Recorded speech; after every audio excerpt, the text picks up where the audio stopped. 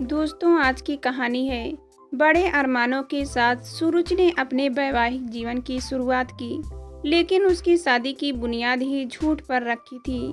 अब इस शादी के बंधन में बंधे रहने या न रहने का फैसला उसके हाथ में था। शादी के बाद सूरज ससुराल पहुंची।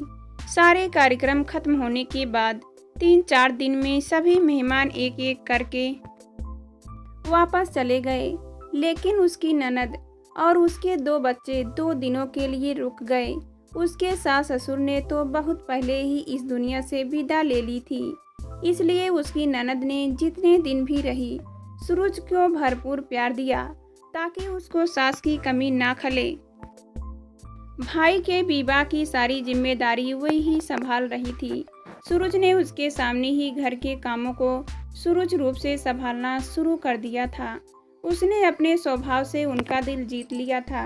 ननद बात से संतुष्ट थी कि उनके भाई को बहुत अच्छी जीवन संगिनी मिली है। अब उन्हें भाई की चिंता करने की कोई ज़रूरत नहीं है। विदा लेते समय ननद ने सूरज को गले लगाते हुए कहा, मेरा भाई दिल का बहुत अच्छा है, तुझे कभी कोई तकलीफ नहीं होने देगा। तू उसका ध्यान रखना और कभी भी मुझसे कोई सलाह लेनी हो तो संकोच नहीं करना, मैं आती रहूंगी। दिल्ली से सहारनपुर दूर ही कितना ही। दीदी आप परेशान मत होइए, मैं इनका ध्यान रखूंगी। सूरज ने झुककर उनके पैर छुए। उसकी ननद तो ऑटो में बैठ गई, लेकिन बच्चे खड़े ही रहे। सूरज ने उनसे कहा, जाओ मामा के साथ बैठो। नहीं, अब तो तुम आ गई हो, इसलिए ये यहीं रहेंगे। ननद आगे कुछ और कहते कहते जैसे रुक सी गई। सूरज यह सुनकर अवाक रह गई। अभी विवाह को दिन ही कितने हुए हैं, इसलिए कोई भी सवाल करना उसे ठीक नहीं लगा।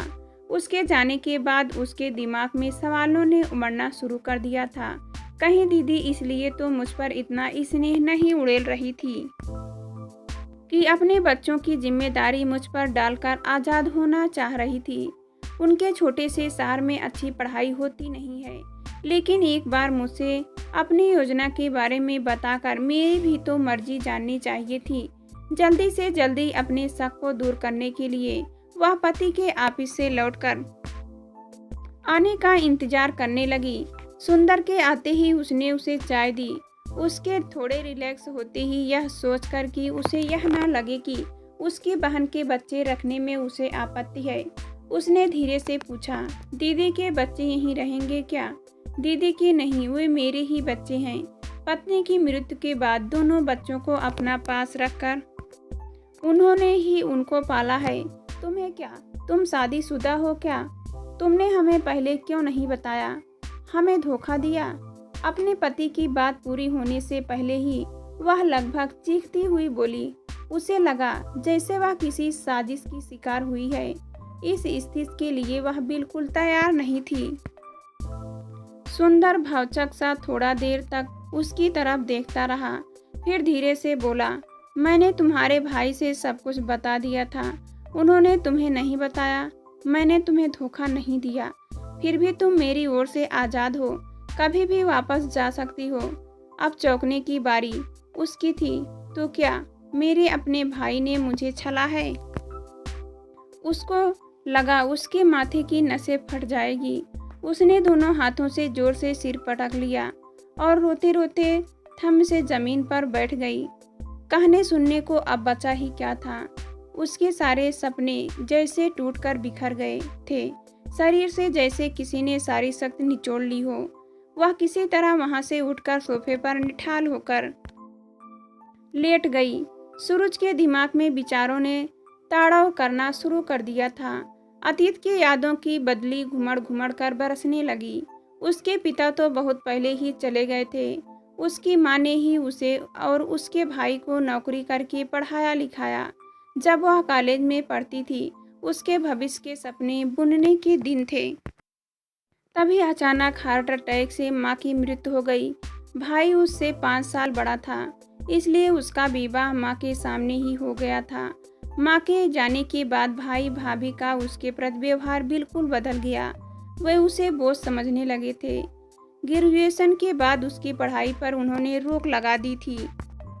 भाभी भी ऑफिस जाती थी।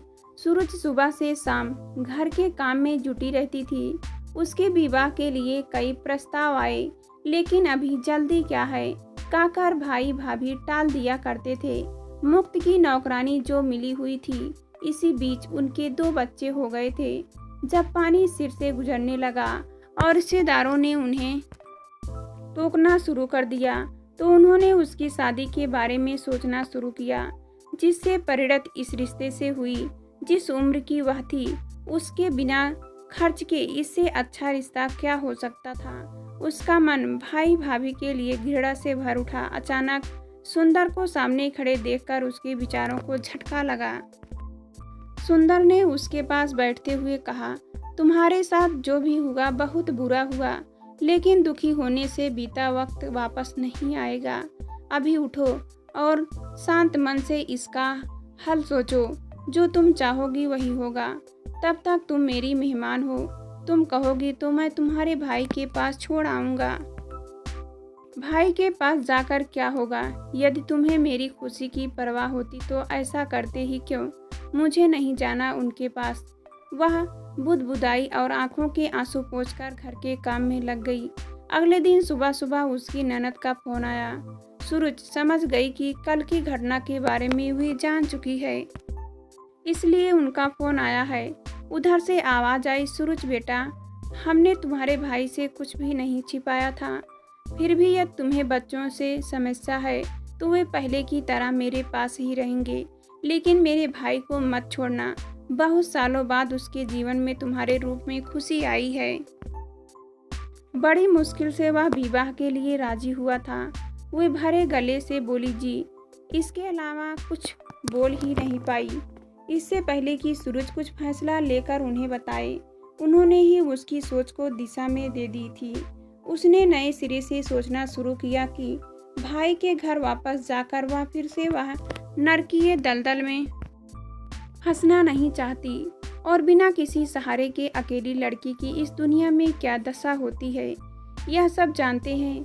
यदि उसका विवाह किसी कुंवारे लड़के से होता तो क्या गारंटी थी वह सुंदर की तरह उसे समझाने वाला होता। उसकी कोई गलती नहीं है, फिर भी वह उसे आज़ाद करने के लिए तैयार है। इतना प्यार करने वाली माँ, सामान ननद कहाँ सबको मिलती है। भाई बहन का प्यार, जिसमें दोनों एक दूसरे की खुशी के लिए कुछ भी त्याग करने के लिए तैयार है, जो उसे कभी अपने भाई से नहीं मिला। बच्चे जो शुरू से उसे दूर से सहमे सहमे दिखते थे, अब सारा दिन उसके आगे पीछे घूमते रहते हैं। इतने सुखी संसार को वह कैसे त्याग सकती है, जो खुशी प्यार और अच्छे रिश्तों से हासिल हो सकती है, बेशुमार धन दौलत या ऐशो आराम से नहीं मिल सकती। इतना प्यार जिसकी उसके जीवन में बहुत कमी थी, हाथ फैलाए उसके स्वागत के लिए तैयार है। समाज में अधिकतर बहुओं को घर में निचोड़ा दर्ज दिया जाता है। वहाँ एक लड़की को विवाह के बाद इतना प्यार और मान सम्मान मिल जाए तो उसे और क्या चाहिए। उसे अपने समय से समझौता कर लेने में ही भलाई लगी। शक व चिंता की स्थिति से वह उबर चुकी थी। आत्मसंतुष्टि के लिए उसने दोनों बच्चों को अपने पास बुलाया और पूछा, बेटा मैं जा रही हूँ, तुम दोनों पहले की तरह अपनी बुआ के साथ रहोगी ना? नहीं नहीं, वहाँ पापा नहीं रह सकते, हमें आपके लिए साथ रहना है। आप हमें छोड़कर मत जाइए प्लीज, आप हमें बहुत अच्छी लगती हैं। इतना कहकर दोनों सुबुकने लगे। सूरज ने दोनों को गले से लगा लिया, उसका भी दिल भर आया। इतना तो उसे कभी उसके भतीजों ने महत्व नहीं दिया था, जिनको उसने बरसों तक प्यार दुलार दिया था।